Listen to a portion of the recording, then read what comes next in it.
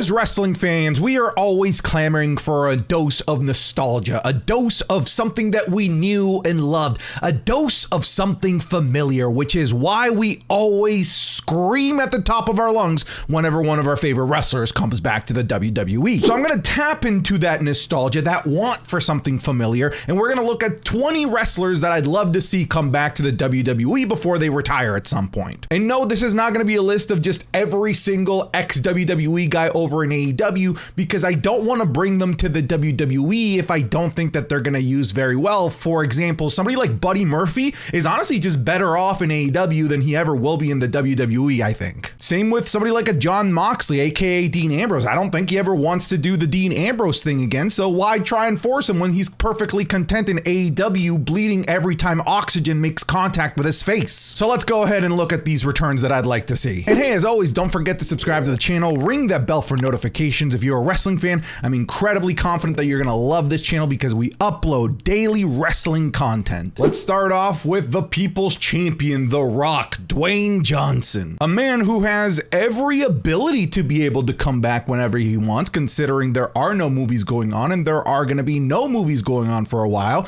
So as far as I know, his schedule is open, and John Cena was able to make a comeback, so why not The Rock? And look, I've given up on the dream of Roman Reigns versus The Rock at WrestleMania. Like, I don't know, man. Like, I feel like we've already gotten enough opportunities for that to actually happen, and it refuses to happen time after time after time, and we're just left in a puddle of disappointment, but I'm willing to do it to myself again. I'm ready to get hurt again. It's quickly becoming apparent that there aren't that many people left on the roster that I think could credibly dethrone Roman Reigns. From a storyline perspective, The Rock is one of those guys that if he were to come to the WWE, he'd be an instant player for that championship. But the longer that time passes, the less credible of a contender to Roman Reigns he'll become, because let's be honest, he's not actually Luke Hobbs. A 50-something-year-old is just not going to beat a 30-something-year-old Roman Reigns. But hell, even if it's at 70 years old, I will still get out of my seat, do the people's eyebrow, and absolutely chant my ass off if he comes back. I'm just saying that I think that it needs to happen sooner rather than later for it to at least continue to have a sense of legitimacy that The Rock could actually do some damage. And hey, like, who doesn't love The Rock? Like, The Rock is the most lovable guy in the WWE. Sure, he's kind of considered to be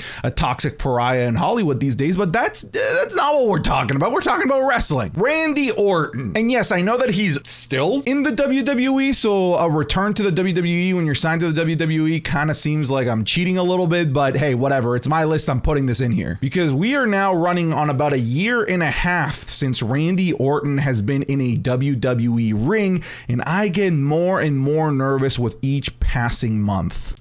Randy Orton is one of my favorite in-ring performers of all time and one of my favorite character workers of all time. I think he's incredibly underrated on the microphone, and I would just hate to see his career end at just his early 40s. Like, we have guys on the roster that are in their early 40s that are just flourishing now, like Shinsuke Nakamura finally reinventing himself, LA Knight, Damian Priest. So Randy Orton still had a lot of years left in his WWE career. So it hurts to see that potentially be robbed, but ultimately I want him to make the decision that is best for him. I don't want him to come back just for the sake of entertaining the fans. He seems like the type of guy who would do that, but I just need him to be safe, healthy, and happy with the choice that he makes. And that, if that is coming back to the WWE, I would be forever grateful if he were to make that decision. CM Punk. I don't think you were expecting this one because I don't know, man. I think that he may have been the problem in this whole AEW thing.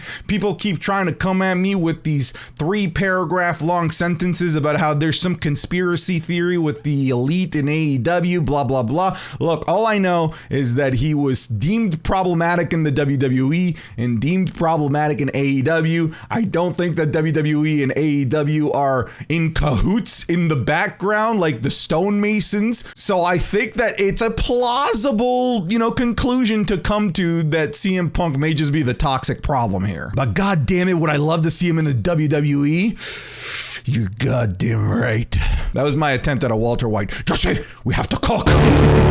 There's just so much for CM Punk to do in the WWE. Like, he's been gone for a decade now, basically. Can you believe that? Like, it's been that long since he stepped foot in a WWE ring. There's an entire new generation of young superstars that he could be having matches with. There's an entire set of new megastars that weren't around when he was a megastar that he could be having feuds with. So there's just so many possibilities that we'd be robbing ourselves of. Of course, he'd need to behave because, I mean, we can't have a toxic environment. We can't have a toxic locker room. The WWE feels like it's the best that it's ever been. I feel like morale is incredibly high in both the men's and the women's locker room. And, you know, I'm always for sure concerned that bringing in somebody like CM Punk might ruin that dynamic. But I can't deny that the business, the money is there to have some amazing, incredible feuds. Zack Ryder, always ready, aka currently Matt Cardona, the king of the indies, the deathmatch god, and the indie taker.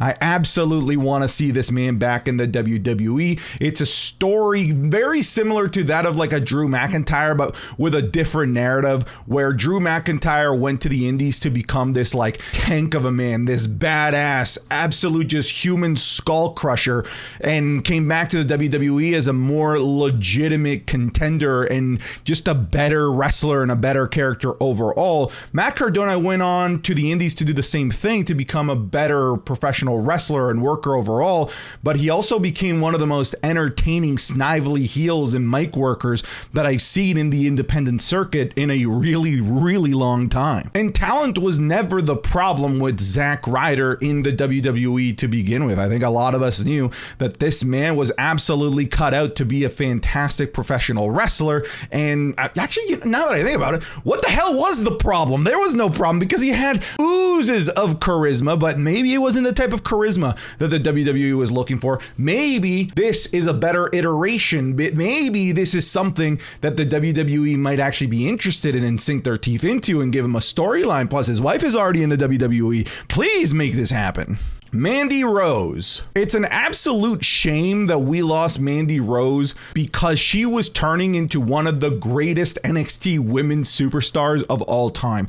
I would dare argue that maybe behind Asuka and Shayna Baszler, she's going to go down as the greatest women's NXT superstar of all time, at the very least from like a championship caliber, because not only was she able to win multiple championships as a top female superstar in NXT, winning the NXT Women's Championship and the NXT UK Women's Championship and unifying them both, but she was also able to go down from the main roster, reinvent herself, become a legitimate player, become an interesting character, all while at the same time building and developing Gigi Dolan and JC Jane and turning those three into probably the coolest women's faction that I've ever seen in all of professional wrestling. The Outcasts over in AEW fucking sucks compared to Toxic Attraction. Toxic Attraction was awesome, and Toxic Attraction was built off the hard work, labor, sweat, and tears of Mandy Rose, and I would have loved to see what that would have looked like in the main roster, a main roster led by a Triple H. But to be fair to her, you know, this is a business. It is all about making money as a professional wrestler.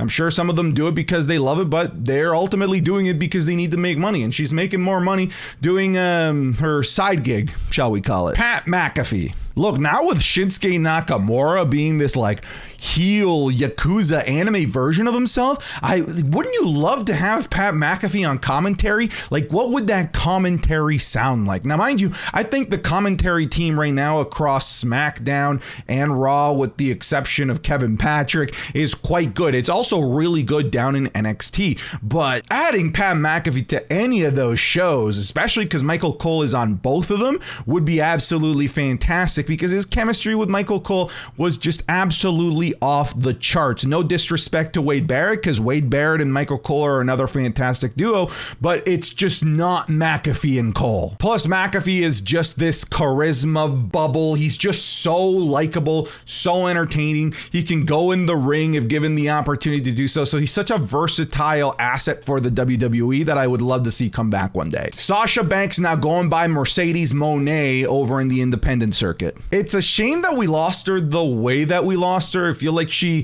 kind of divided the community. Some people felt like she was standing her ground and standing up for what she believed in. And what she believed in was that her division and her partner and just women as a whole were being treated very poorly in the WWE. So that's incredibly admirable. Well, some others feel like she just sort of left everyone high and dry while being a champion, and that's incredibly unprofessional. I mean, I definitely see both sides of the argument, but I'm not going to get into either sides of those arguments. All I know is that I fucking love Sasha Banks, and I want Sasha Banks back in the WWE. And I think the WWE needs Sasha Banks because their women's roster, especially over on Raw, feels weak. It is thin, man. It is so thin that they needed to bring back Nia Jax. That's how thin the Raw roster is. They needed to bring back the one woman who could kill the rest of the women in that roster. That's how thin it was. And obviously Mercedes Moné, Sasha Banks, is 10 times the performer that Nia Jax will ever be,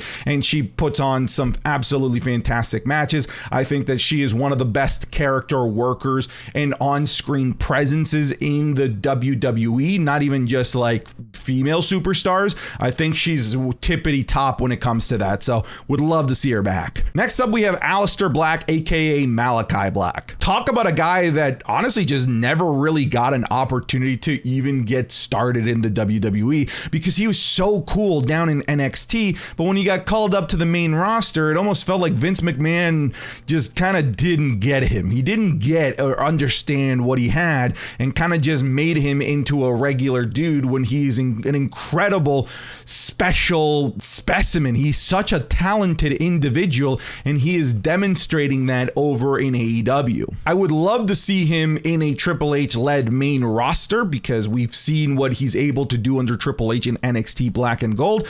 And whether it's something like the House of Black or maybe that Far Cry 5 Joe Gacy type of character that they were leading towards before he was released from the WWE, I don't care. I just know that he is a phenomenal worker, and probably be pretty cool to see him, be traveling with his wife. It's Zelina Vega. You want to fix the tag team division? Bring these two back, the Iconics. I don't need to say anything else. Bring them back. Big E. Look, this is mostly just a sentimental pick in the sense that I would just hate to have been witness to Big E's career-ending injury. Just the way that it happened is just so unfortunate, and I don't want it to be the finish line for Big E in the ring. I really, really don't. I think he has a lot to offer backstage and perhaps maybe in commentary, interviews, whatever it might be. He's just such a charismatic individual, but this can't be the end of the road for Big E. I absolutely refuse to believe that. Please, I hope he's able to wrestle again in the WWE. Daniel Bryan, aka Bryan Danielson, over in AEW. I think over in AEW, he's fantastic. Like, he can stay there for the rest of his career if he wants to. He is putting on amazing matches over there, and he's done everything that he needs to do in the WWE.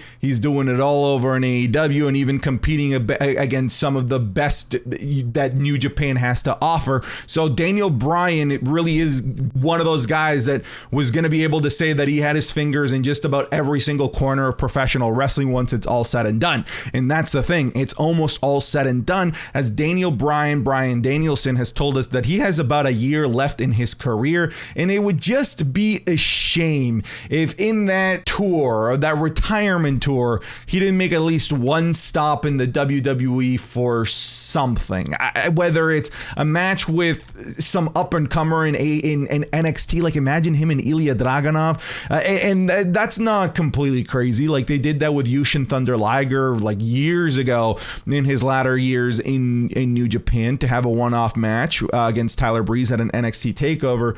I would just love to see him make WWE one of his stops in his victory tour. Carlito, what the fuck? You have him, give him to us. Uncle Howdy or Bo Dallas? It's the worst kept secret in professional wrestling that Bo Dallas played Uncle Howdy in the WWE. And I don't know how to best gracefully reintegrate him into the world of the WWE, but it would be a shame if the death of Bray Wyatt meant the end of Bo Dallas as a professional wrestler, because Bo Dallas can be a fantastic professional wrestler. I don't know what his return would look like. I don't know if it's taking up the mantle of something that Bray Wyatt left behind and continuing the Uncle Howdy shtick, or if it's coming back as himself, the man, Sorry, I'm choking. Coming back as himself, the man, Bo Dallas. I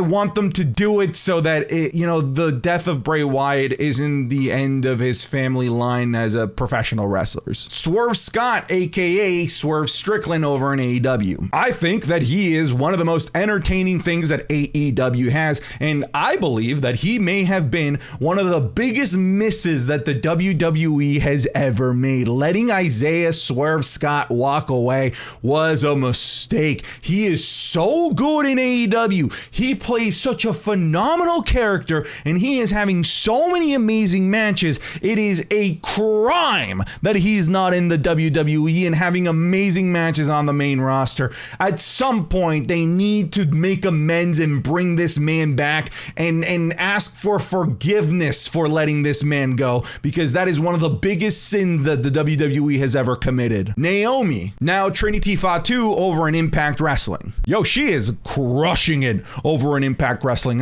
I've been one of her biggest fans for a really, really long time. I loved her work in the WWE. Let me tell you, fellas, I felt the glow. And, she also holds a special spot in my heart because she's one of the few wrestlers that allowed my girlfriend Sarah, who isn't into wrestling, to find somebody that she connects with. Like, Sarah absolutely loves Naomi's presentation, her entrance, and is one of the people that she would root for whenever she would periodically grace me with her presence in whenever I watch the WWE. So I would love to see her back, I guess maybe for selfish reasons, so I can maybe get Sarah back into watching wrestling. Hey, look, another commentator, Mauro Ranallo, arguably the best play-by-play commentator that felt like a legitimate sportscaster that the WWE has ever had. The fact that he left in the way that he did because he was being bullied by JBL is such horseshit. Like, come on, man. Like, and horseshit not like to him, like, absolutely, dog, like, leave a toxic work environment.